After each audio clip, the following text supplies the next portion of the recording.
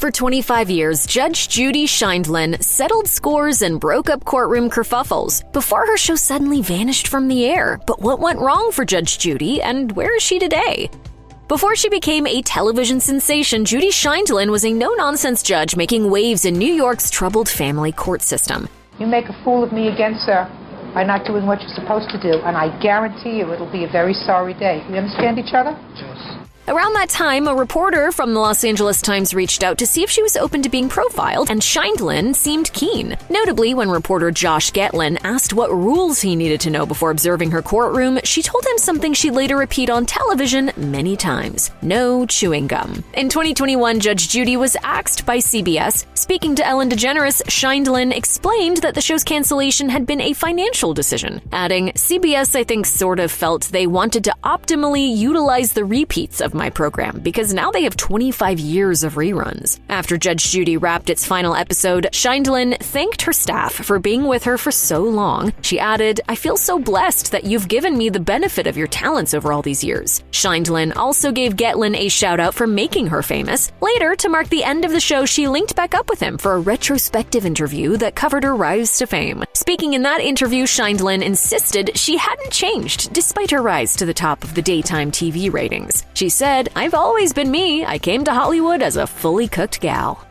But the story of Judge Judy wasn't over yet. As the entertainment industry grappled with the show's end, Business Insider published an explosive investigation into the workplace culture on the set. The outlet spoke with numerous producers and employees who made allegations of racism, sexism, and more. Many of the allegations centered around a producer named Randy Douthit, who Judy Sheindlin continued to publicly praise even after he was sued multiple times. During one of those suits, former producer Courtney Bullock told the court, "It was clear that if I had agreed to a quid pro quo relationship with Mr. Douthit, including accepting invitations to his home and being receptive to his sexual advances, he would not have retaliated against me." In response, a lawyer for Douthit told Insider these allegations were completely fabricated. Sheindlin didn't escape criticism either. One former producer told Insider that they feared her next show, Judy Justice, would be more of the same, adding, "It disgusts me that her pockets will continue to be lined with the blood, sweat, and tears of these producers who will continue to be abused." A spokesperson for Sheindlin pointed out that much of her Judge Judy staff had happily jumped over to Judy Justice. They said, "It happens because there is a positive work environment where there is mutual respect."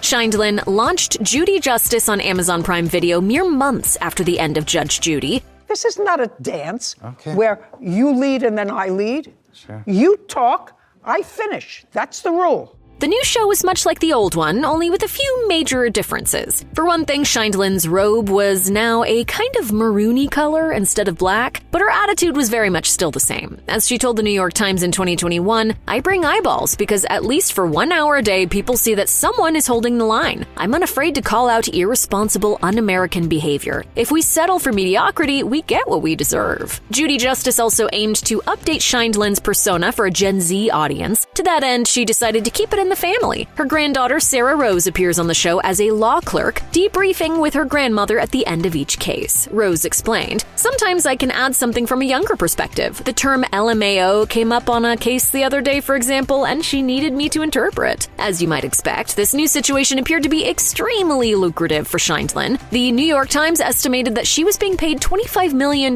for 120 episodes of content. Sheindlin herself said, "I did the math and I've already got enough for 24/7 nursing care until I'm 150. When Business Insider reported on the allegations of toxicity on the set of Judge Judy, Sheindlin's spokesperson had pointed out that the majority of her old staff would be working on the follow-up show. One person who was decidedly not part of the new crew, however, was the bailiff from Judge Judy. "I wasn't told anything. It was just like, hey, good luck, goodbye."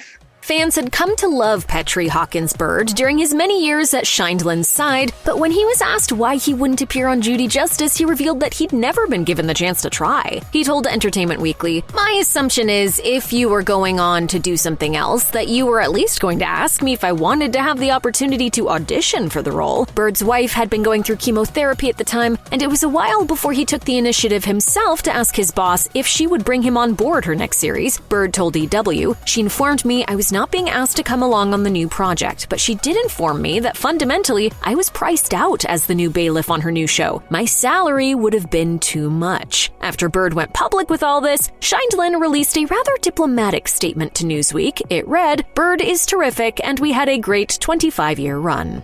By all accounts, Judy Justice appeared to be a smash success. Appeared is the key word here, though, as there's been some debate as to whether the show was as successful as Amazon claimed. After all, significantly more people seemed to be watching Judge Judy repeats on syndication than were tuning into Judy Justice. As Ankler's entertainment strategy guy wrote, a lot of the hype around streaming doesn't match the viewership reality on the ground. Nevertheless, Judy Justice was picked up for a second season in 2022. In a statement, Sheindlin said, "I am over the moon and couldn't be happier with the Judy Justice reception in streaming." Even better, in 2022, Sheindlin won the Daytime Emmy for Outstanding Illegal Courtroom Program, making her the first judge to win for multiple court shows. It was her 5th Daytime Emmy after 3 wins for Judge Judy and a Lifetime Achievement Award that she'd received in 2019. At that ceremony, she had told the audience, "Life has a beginning, a middle, and an end. As most of us, I don't remember the very beginning. I'm having an absolute blast in the middle, and if my luck holds, I won't be around for the end." Because Judy Justice had become such a hit for Amazon, the company ordered a spin-off show that it hoped would take the brand to the next level. Tribunal Justice launched in 2023, featuring 3 judges who tackle cases together. Judy Sheindlin co-created the show, but she wasn't one of the judges in question. She did, however, award that job to her son, Adam Levy. That's the verdict of the court. Thank you.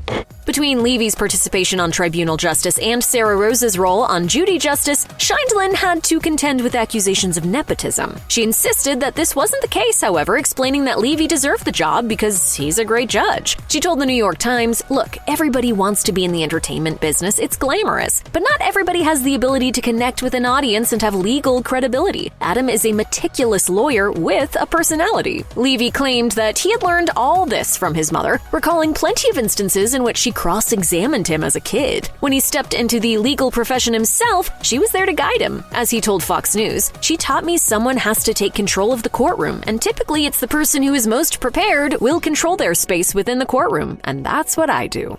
Sheindlin has never been one to shy away from making her opinion known, and she often chimes in on the news of the day, especially if it concerns the U.S. justice system. In the wake of the Netflix series Monsters, the Lyle and Eric Menendez story, prosecutors reassessed the case of the Menendez brothers and suggested that they should be resentenced. The brothers claimed that they killed their mother and father due to a lifetime of abuse at their hands, but they were sentenced to life in prison in 1996. After the Netflix series spurred a change in public opinion, they were handed a new sentence of 50 years with eligibility for parole. Even though she spent decades turning the justice system into a daytime TV spectacle, Sheindlin wasn't particularly happy that a Netflix show could affect a court ruling. In 2024, she told Access Hollywood, "Do I think that our court system, our system of jurisprudence, should be in any way tied to something that has a certain amount of reality and a certain amount of fantasy involved? That is entertainment? Absolutely not. I don't think our justice system should have anything to do with entertainment."